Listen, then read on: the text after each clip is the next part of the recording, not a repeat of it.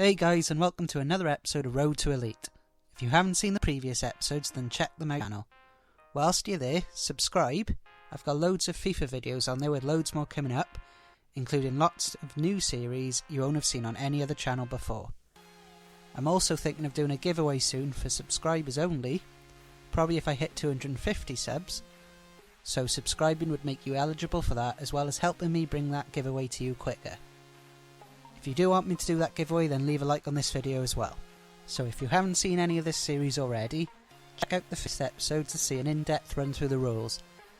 The aim is getting Elite Monthly and FUT Champions while starting with a very basic 75 rated team, which can only be upgraded by winning games and can be downgraded by losing games.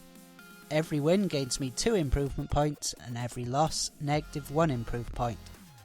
At the end of each episode, which is 5 matches long, the improvement points tallied up and applied to the team at the beginning of the next episode.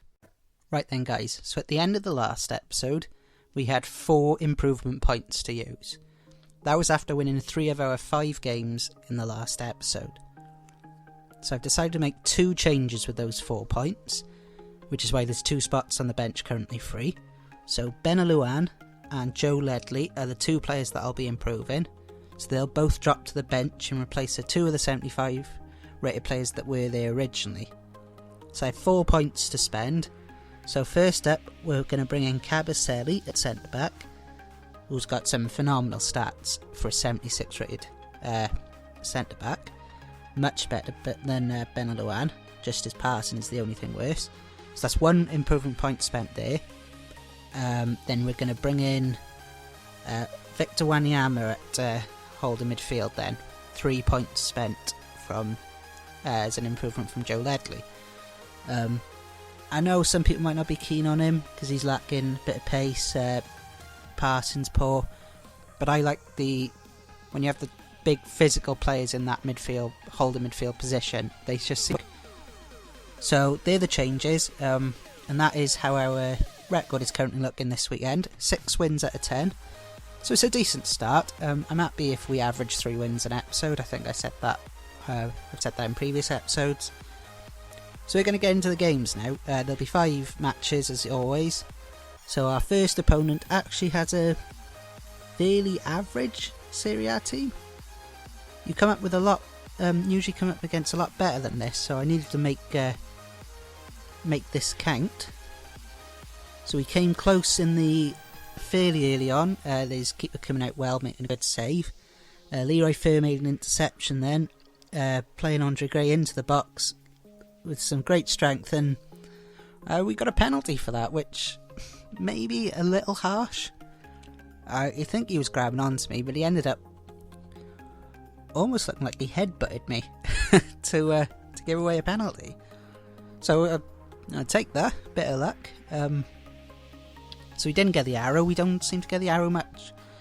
And we just about sneaked it in past Pepe Reina, I think, is in goal. So Andre Gray scores. He's actually scoring quite a few, isn't he, in this series so far. He's probably he's certainly our top goal scorer.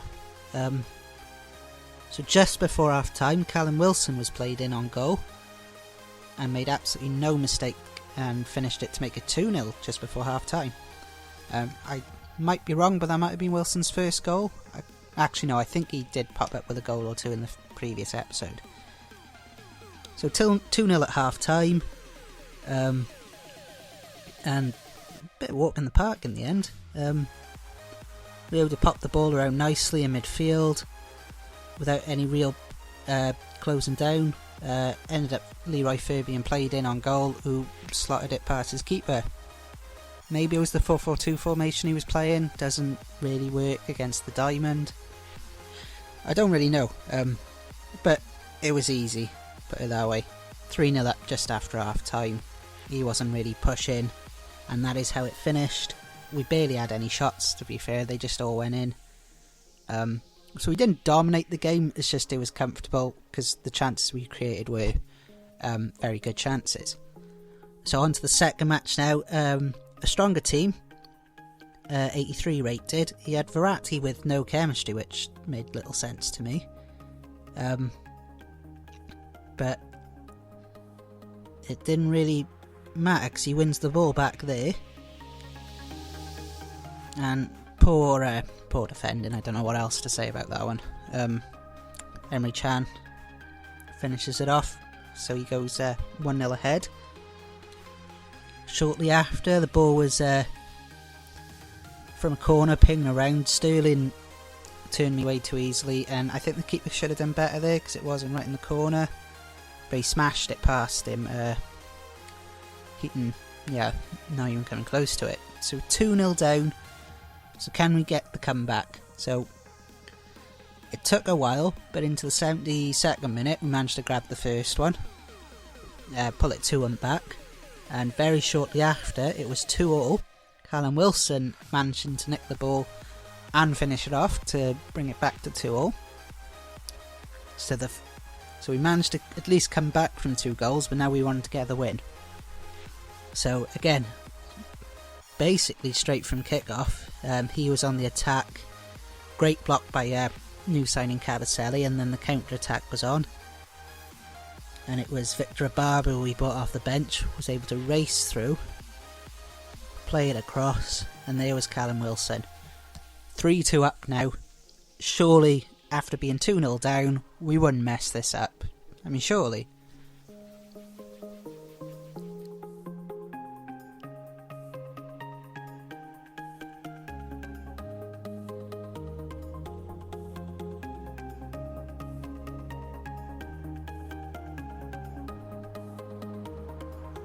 And yeah, we did. 3-3. Mahrez just jinking his way in. So the game went to extra time. Luckily, I mean, that goal was just, that was luck really, wasn't it? Ball was bounding around off players' legs, people were out muscling each other. I was a bit lucky, a bit fortunate to be in so much space. So the match went on. He was throwing players forward at this point, leaving barely anyone at the back, so I was able to grab another one, put us 5-3 up, and that would be it. Jeremy Pied with another goal, who's actually a very good player. His stats probably don't look the most appealing, but he's all over 70 on everything. Just there's a lack of pace and a lack of a standout stat, I suppose. But he is a top player, very solid for a probably discard price right back. So a 5-3 win, so we're 2 for 2 in this episode. On to the third, another strong team. Bundesliga with a mix of Serie A in there. Well, Brazilians actually, because there's the keeper from Spain. Boring first half, not a lot to really talk about. We got into the second half, and Andre Gray, he makes those fantastic runs to get a bit of space.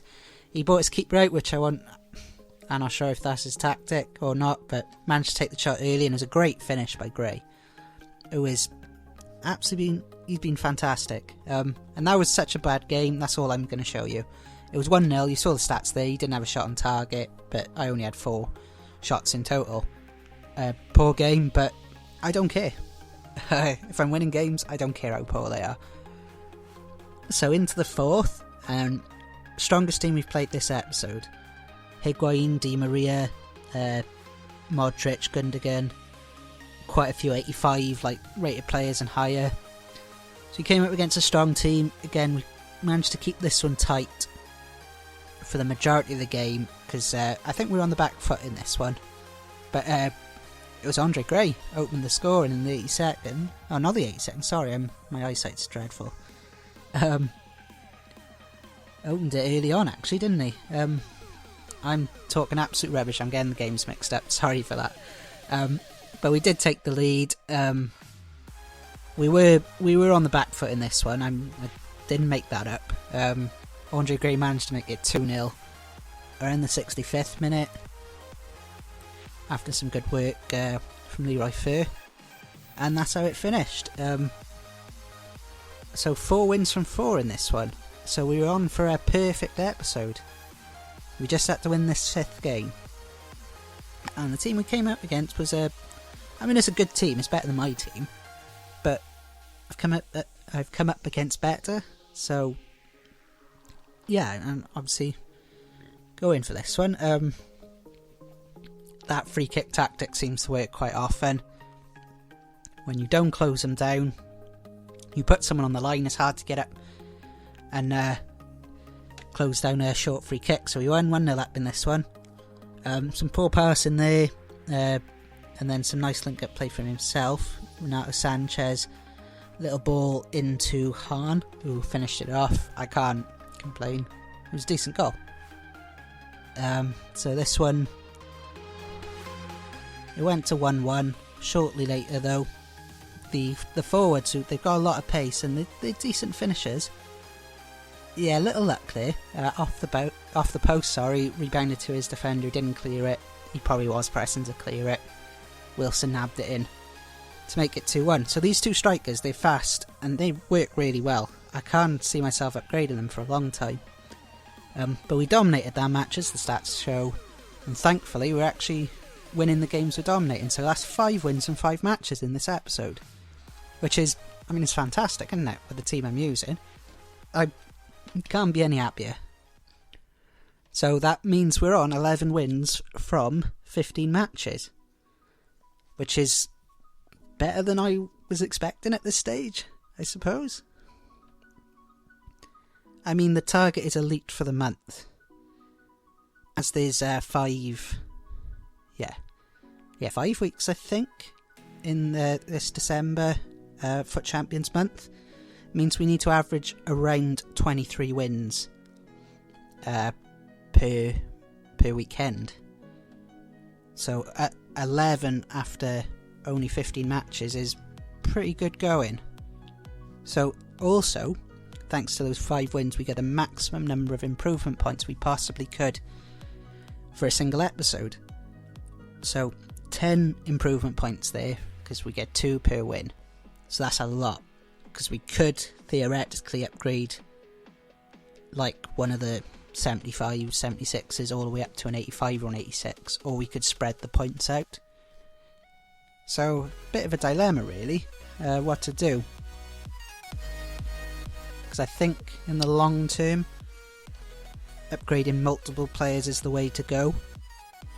But it's just the fact that I could bring in like Yaya Toure for Livermore is very, very appealing.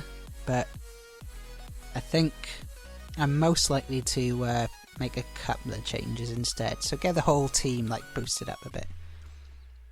So the 3 players that I'm definitely leaning towards upgrading are Heaton in goals, because a 76 rated goalkeeper isn't good enough, put it that way. Michael Keane at centre back, who has actually been pretty solid, but again, there are much better options than him, just a couple of ratings above. So I'll probably make a slight change there. And then Jake Livermore in midfield, who again, he's been solid, just there's better than him.